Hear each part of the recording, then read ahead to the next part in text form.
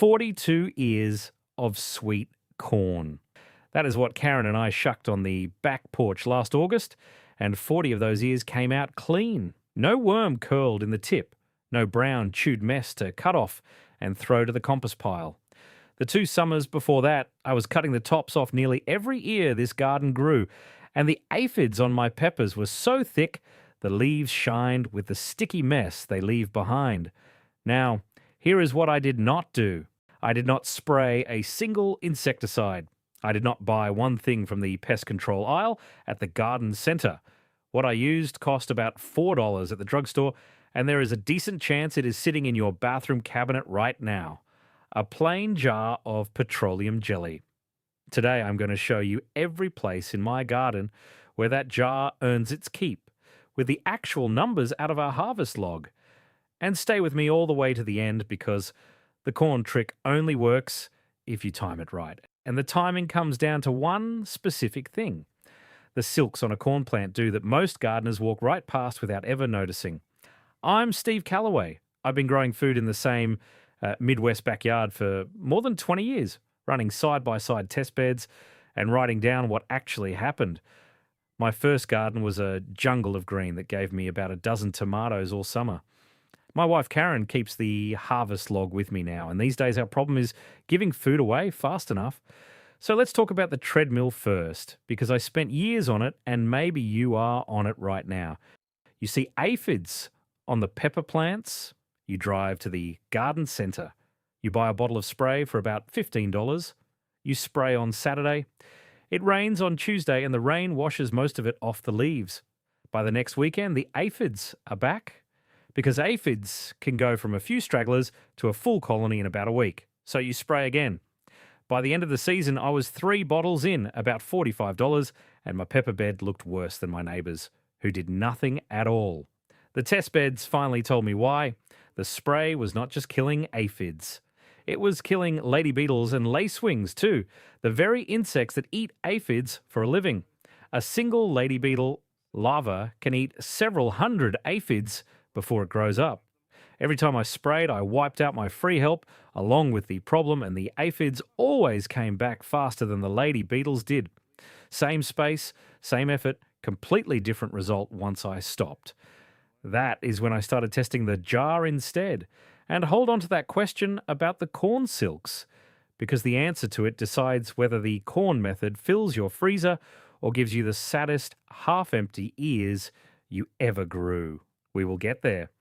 Now, everything I am about to show you with this jar is one small piece of a bigger system, and I wrote the whole system down day by day in a book called Steve's 30-Day Maximum Yield Protocol.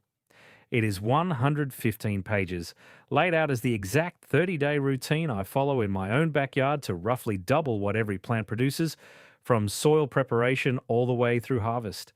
It covers what I call the Big 7 Yield Killers, which is the checklist I use to find what is actually holding a garden back, and pests are only one of the 7.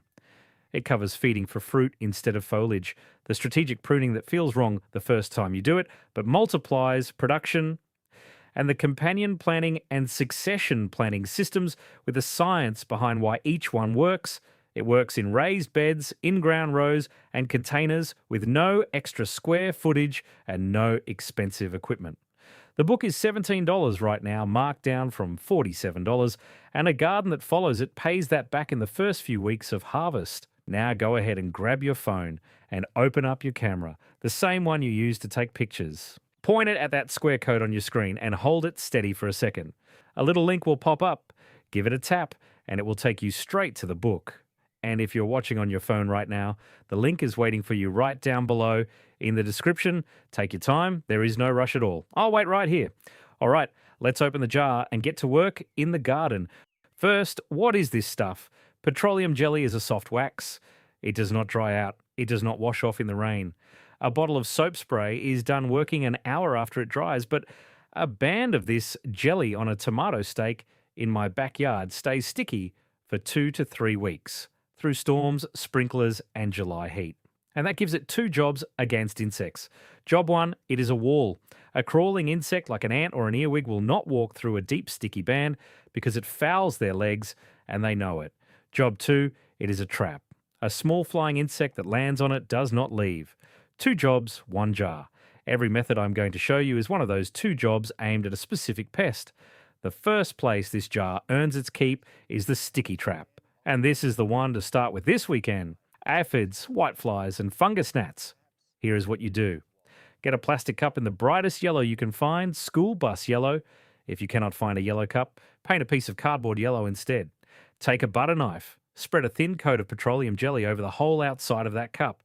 Push a wooden stake into the bed beside your pepper plants. Set the cup upside down on top of the stake. Keep the cup right at the height of the plants. That is the whole job, maybe 5 minutes, and there is no rush on any of it. Now the why, because the why is what keeps you from the classic mistake. The colour is not decoration. Aphids and whiteflies find young plants by steering toward the strongest yellow-green reflection they can see, because to their eyes, that colour means the newest, most tender growth in the whole garden. A bright yellow cup out-yellows every leaf in your bed. It is the loudest dinner bell out there. They fly to it first. They land, and the jelly holds them. If you use a white cup or a green cup, you will catch a few. The yellow cup catches them by the 100.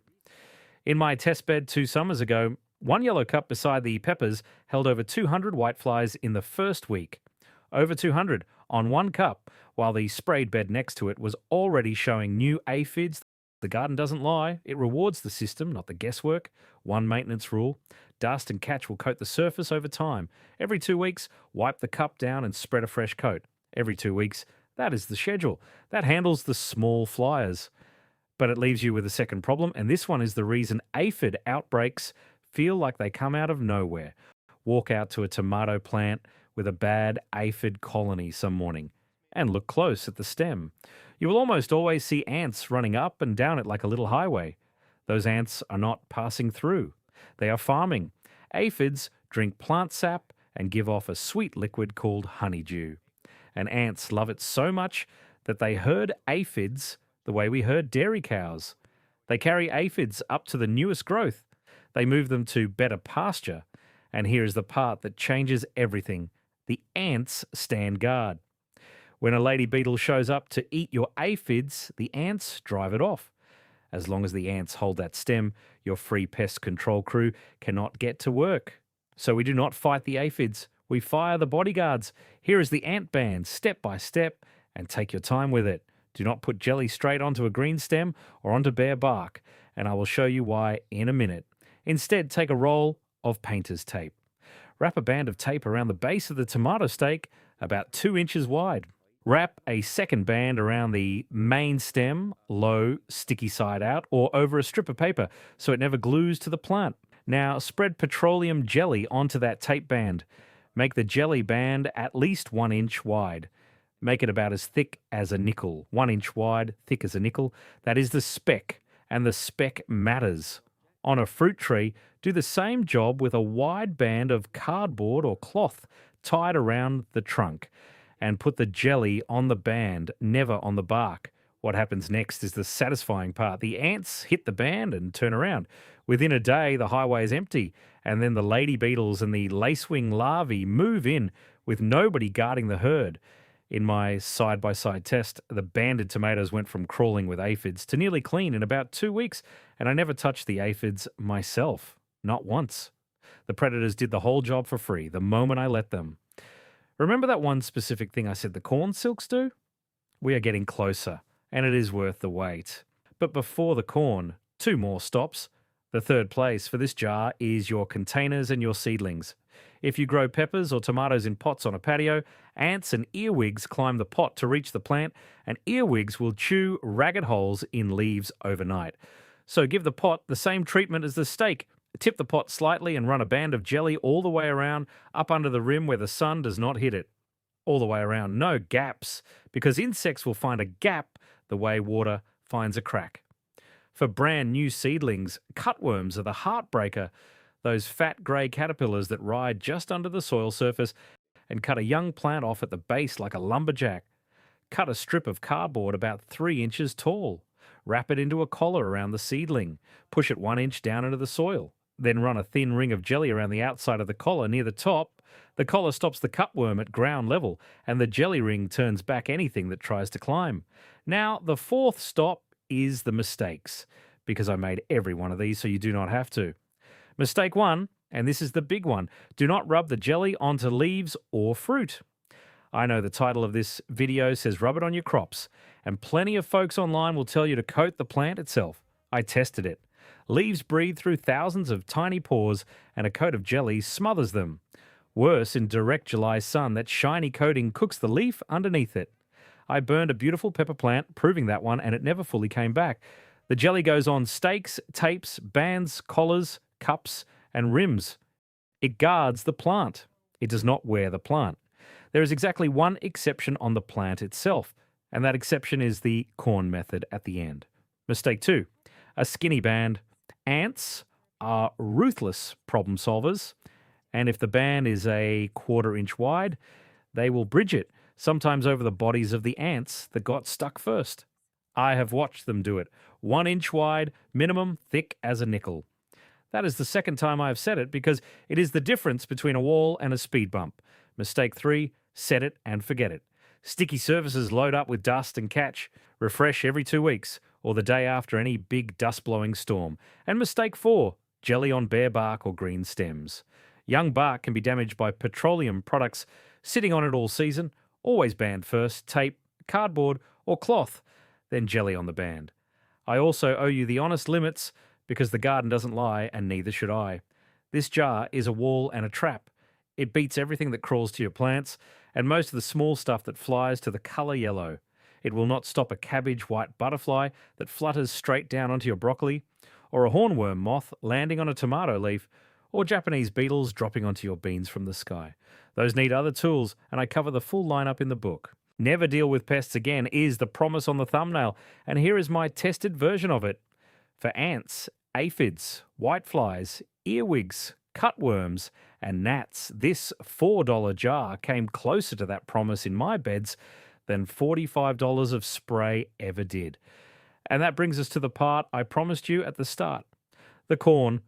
Corn earworm is the worm you find curled in the tip of the ear, the one that makes you shuck corn over a trash can.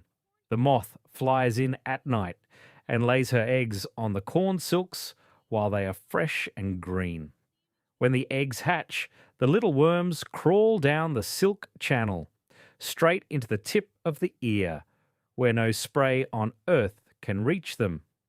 The old-timers, and I mean back before the war, would put a drop of oil or a dab of petroleum jelly right on the silk tips to seal that channel shut.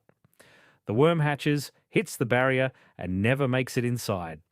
I read about it, I put it through the test beds, and it works. 40 of 42 clean ears last August. But the first year I tried it, I nearly ruined the whole patch because nobody told me the timing rule. Here is the thing the silks do, the thing I promised you. Every single silk on an ear of corn is a lifeline to one kernel. One silk, one kernel. For pollination to happen, a grain of pollen has to land on that silk and travel all the way down it to the kernel. So look at what that means. If you seal the silks with jelly while they are still fresh, green, and standing up, you're not blocking the worm. You are blocking the pollen. Every silk you coat too early is a kernel that never fills, and you get those sad gap-toothed ears with more cob than corn. That was my first test year, and Karen still brings it up. But the corn plant tells you exactly when it is safe, if you know what to watch. The moment pollination finishes, the silks change. The tips stop standing fresh and green, and they begin to wilt and turn brown. That browning is not the plant getting old. That browning is the plant hanging out a sign that says every kernel is spoken for, usually 5 to 7 days after the silks first appear. 5 to 7 days. The silks are done working, but the worm's front door is still wide open. That is your window. When the silk tips have browned, take a pea-sized dab of petroleum jelly. Work it gently onto the silks, right where they enter the tip of the husk. One ear at a time. There is no rush, and an evening walking the corn rows with a jar in your hand is honestly not a bad way to end a day. Seal the door after the pollen is through it and before the worm is. That one piece of timing, watching for brown silk tips, is the entire difference between the folks who swear by this method and the folks who swear it ruined their corn. Both of them are telling the truth, only one of them waited for the sign, and that is exactly the kind of thing the whole protocol is built on. Tested, cheap, and written out day by day so you can just follow along. Steve's 30-day maximum yield protocol is the system that took this same backyard from a dozen sad tomatoes to more food than Karen and I can give away. And pest control like today is just one piece of it. It is $17, down from $47, which is less than 3 bottles of the spray we just retired, and the book keeps paying you back every season after. Now go ahead and grab your phone and open up your camera, the same one you use to take pictures. Point it at that square code on your screen and hold it steady for a second. A little link will pop up, give it a tap, and it will take you straight to the book. And if you're watching on your phone right now, the link is waiting for you right down below in the description. Take your time, there is no rush at all. I'll wait right here. So that is the $4 jar. Yellow cups for the flyers, banded stakes for the ants, collars and rims for the crawlers, and a dab on browned corn silks for the worm, always on the band and never on the leaf. If you run this test in your own beds, come back and tell me the before and after. I read every single one.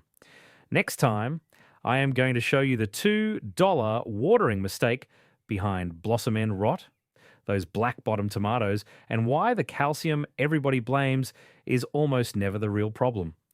Get out there and get your hands dirty, and I'll see you in the garden.